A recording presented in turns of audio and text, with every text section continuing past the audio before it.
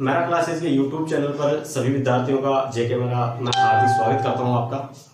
देखिए मेरे भाइयों, हम कल पढ़े थे संख्या पद्धति और संख्या पद्धति में आगे पढ़ेंगे लगातार प्राकृत संख्याओं का योग। लगातार प्राकृत संख्याओं का योग याद करने का फॉर्मूला क्या रहेगा आपके पास? मैंने आपसे कहा था फॉर्मूले वगैरह तो हम लिखेंगे लेकिन उनका कम ही यूज करेंगे।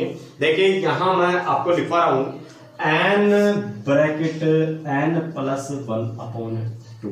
लगातार प्राकृत संख्याओं का अगर आप योग ज्ञात करते हो तो फॉर्मूला रहेगा n ब्रैकेट n प्लस 1/2।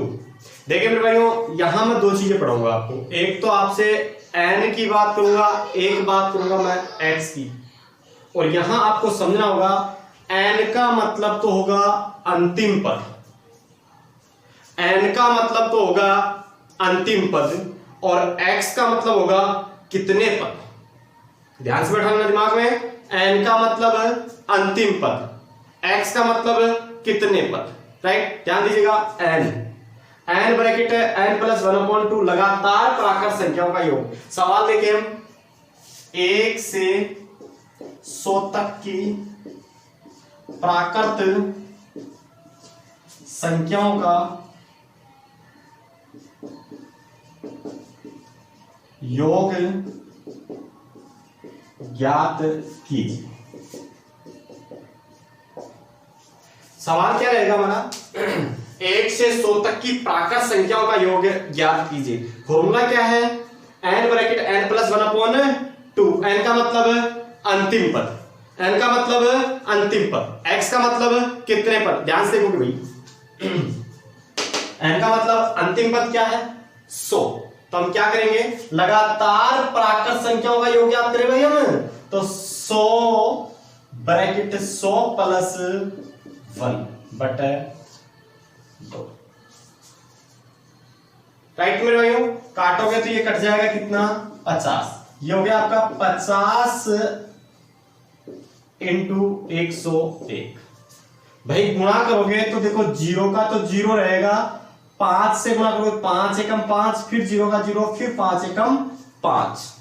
सवाल क्या था हमारा? लगातार प्राकृत संख्याओं का योग। और क्या रहेगा भाई आपका लगातार प्राकृत संख्याओं का योग? n bracket n plus 1/2। n का मतलब अंतिम पद, x का मतलब कितने पद। राइट मेरे भाइयों, ध्यान से देखेंगे आगे। अगला फॉर्मूला रहेगा आपका, इसमें क्वेश्चन कई बार हम लगातार प्राकृत संख्या पढ़ रहे हैं, इसमें कई बार आपको बीच में से पूछ लिया जाता है। जैसे हमसे क्वेश्चन को यूं, इसको यूं पूछ ले, मिटा दे भाई। देखिए इसी क्वेश्चन को अगर आपसे यूं पूछ लिया जाता है कि 51 से 100 तक की प्राकृत संख्याओं का योग ज्ञात कीजिए। बीच में से पूछ लिया जाए आपको 51 से 100 तक की प्राकृत संख्याओं का योग ज्ञात कीजिए। आपके दिमाग में घंटी बजी सीधी डायरेक्ट कि इसको कैसे करें, क्योंकि लगातार प्राकृत संख्या का मतलब होता है 1 से अनंत तक, 1 से जहां तक आपको कहेगा वहां तक है। तो अब यहां क्या करें? यहां तो 51 से बीच में से पूछ लिया हमने, तो इस सिचुएशन में क्या करेंगे? आपके दिमाग में सीधी सी एक चीज आई कि पहले मैं 1 से 100 तक निकालूं, 100 ब्रैकेट 100 प्लस 1/2 और इसमें से मैं घटा दूं 50 तक, 50 ब्रैकेट 50 प्लस 1/2। इस कंडीशन को हल करें। इस सिचुएशन को हल करने जाओगे तो ये 50 कटोगे, ये हो गया 50 इंटू 101 माइनस, इधर काटोगे तो 25, ये हो गया 25 इंटू 51। भाई यहां करोगे गुणा तो 0.505 माइनस, यहां गुणा करोगे तो 25 का 5, आंसर का 2, 25 पंजे 125 और 2 127। माइनस कर दीजिए। अगर माइनस करोगे 5, 10 में से 5 घटाओगे तो 5, भाई 4 में से 14 में से 7 घटाओगे तो 7, यहां 9 में से 2 घटाओगे तो 7, या 4 में से 1 घटाओगे तो 3, 3775। लेकिन हम ऐसे नहीं करेंगे मेरे भाइयों। तो कैसे करोगे, अगर बीच में से आपको पूछ लिया जाए तो कैसे करोगे, ध्यान दीजिएगा।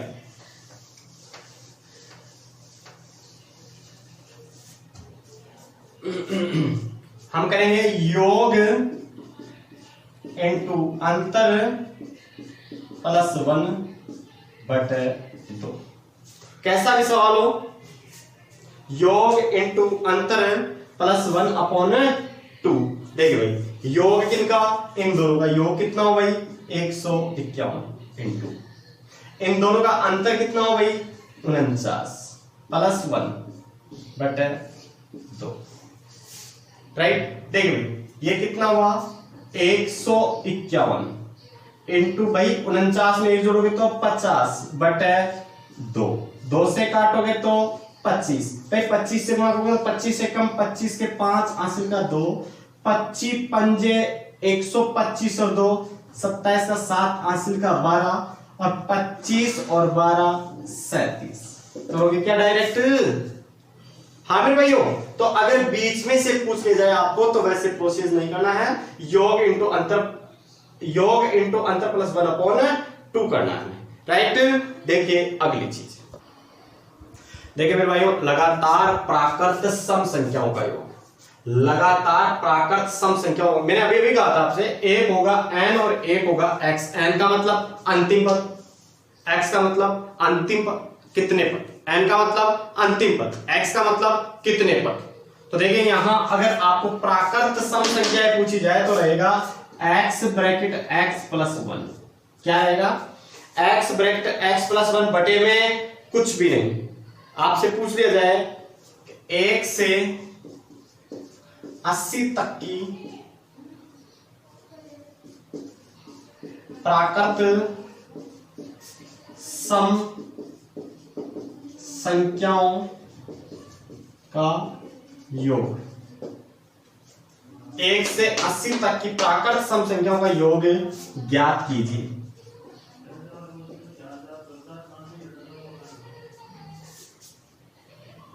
देखिए मेरे भाइयों, फॉर्मूला क्या है, x bracket x plus 1/2। x का मतलब कितने पद, मुझे बताओ 80 तक की संख्याओं में कितने सम और कितने विषम हैं।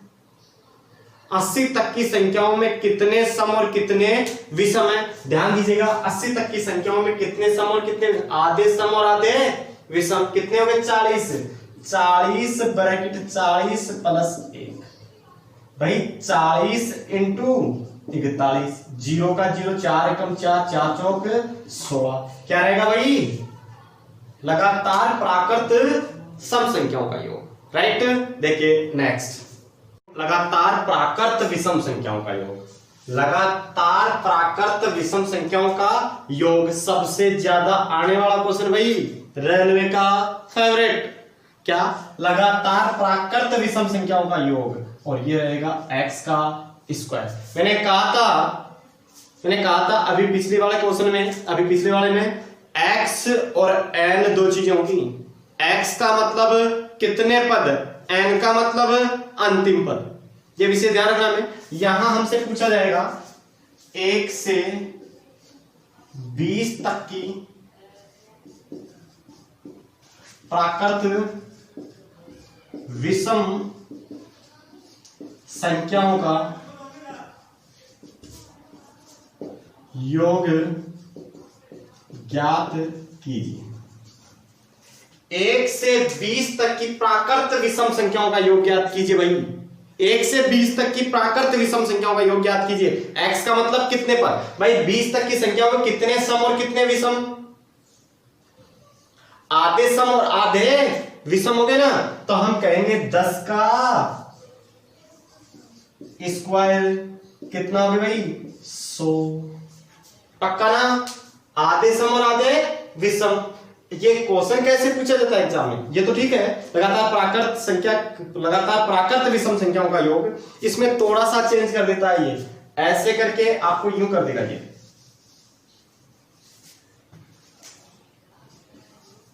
19 तक की प्राकृत विषम संख्याओं का योग ज्ञात कीजिए। अब यहां आप आधी आधी नहीं कर पाओगे, 19 की आधी क्या करोगे 9.5 नहीं मेरे भाइयों। अब आपको यहां विशेष ध्यान रखना है, आंसर क्या रहेगा, अरे भाई जो संख्या छूटी है 20, वो समती की विषमती? समती ना, तो कम सम में हुई कि विषम में हुई? सम में हुई ना। हमारा क्वेश्चन क्या है? विषम, तो विषम तो क्या 10 ही है ना। 10 का स्क्वायर कितना आ जाएगा? 100। पक्का मेरे भाइयों? देखिए अगला,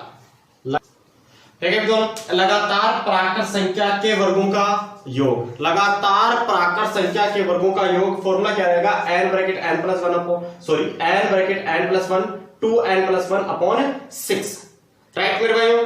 लेकिन मैंने कहा था कि फॉर्मूलों की ज्यादा जरूरत नहीं पड़ने दूंगा। देखो सोचने का फर्क होता है, मैथ वही है, पढ़ाते सभी वही है, लेकिन जो परोसने का तरीका है ना, जो हम आप तक पूछाते हैं, वो तरीका ही टीचर को अलग अलग, और टीचर की कैटेगरी डिवाइड करता है भाई, डिसाइड करता है कि कौन सा टीचर अच्छा है, कौन सा। जो अपनी बात आपको समझा दे वो टीचर सबसे बड़ा टीचर होता है। देखिए ध्यान से, तो जैसे क्वेश्चन यू पूछेगा आपको 1 का स्क्वायर प्लस 2 का स्क्वायर प्लस 3 का स्क्वायर प्लस 4 का स्क्वायर प्लस 5 का स्क्वायर प्लस 6 का स्क्वायर प्लस 7 का स्क्वायर प्लस 8 का स्क्वायर। राइट, अब कैसे करोगे? मैंने कहा था n का मतलब अंतिम पद, x का मतलब कितने पद। यहां n है कि x है? n। आप फॉर्मूले पे न जाए, इसको भूल जाए। देखो थोड़ा सा डायरेक्ट देखे तो कैसे देखेंगे हम। आप क्या करोगे? आखिरी का अक्षर लीजिए इंटू, उससे अगला अक्षर लीजिए इंटू, इन दोनों का योग कीजिए इंटू बटे में 6। क्या कहा मैंने? फॉर्मूले की तरफ मत देखिए, फॉर्मूला याद नहीं होता है। अब तो ये देखिए, अगर वर्गों का योग पूछे आपसे तो आखिरी अक्षर लीजिए, उसका अगला अक्षर लीजिए, दोनों का योग ले लीजिए और बीच में गुणा का चिन्ह लगा दीजिए, बटे में 6। चीज वही है, लेकिन सोचने का अंदाज अलग है। 3 से काटोगे 3 दूने 6, 3 तिया 9, यहां काटोगे तो 4, 3 चौक 12, 12 इंटू 17, 17 दूनी 34 के 4 हासिल का 3, 17 3 204 मेरे भाइयों। इजी एक्सरसाइज है विद्वान। लगातार प्राकृत संख्या के वर्गों का योग। देखिए भाई अगली चीज, देखिए मेरे भाइयों, लगातार प्राकृत संख्या के घनों का योग। अगर आप इसे ध्यान से देखो तो हमने पहला फॉर्मूला पढ़ा था n bracket n plus 1 upon 2, वही पढ़ा था ना। क्या था? लगातार प्राकृत संख्याओं का योग। क्या था? n bracket n plus 1 upon 2। अगर आप कर रहे हो लगातार प्राकृत संख्या के घनों का योग, तो भाई इस पूरे को पहला दीजिए, टोपी लगा दीजिए, क्या? वर्ग। बस इसको लगा दीजिए, बस हल कर लीजिए। जैसे 1 का घन प्लस 2 का घन प्लस 3 का घन प्लस 4 का घन प्लस 5 का घन प्लस 6 का घन। अगर ऐसा सवाल आ जाए तो क्या करोगे? सीधी सी बात होगी। n का मतलब है अंतिम पद। आप देखोगे नहीं उधर, अंतिम पद क्या है? 6 इंटू, उससे अगला पद क्या है? 7 बटे 2 का होल स्क्वायर। कटे तो काट दो, कितना?